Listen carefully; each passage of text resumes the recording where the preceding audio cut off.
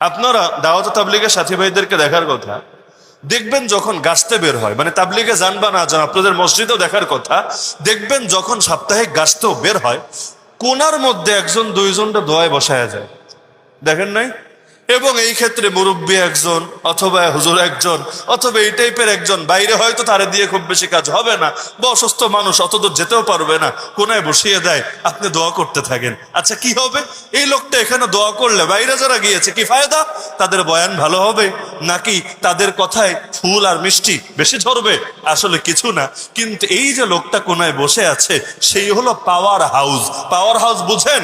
এদিকে বাল্বও লাগালেন, এদিকে ফ্যানও লাগালেন, এদিকে মাইকও লাগালেন, লেকিন পাওয়ার হাউস থেকে কারেন্ট অফ করে দিল, বিদ্যুৎ অফ করে দিল, লাইটেও আলো আসবে না, ফ্যানও বাতাস দেবে না, মাইক থেকেও আওয়াজ আসবে না। খালি যদি পাওয়ার হাউস থেকে সংযোগটা দিয়ে দেওয়া হয়, সবকিছু ঠিকঠাক থাকবে।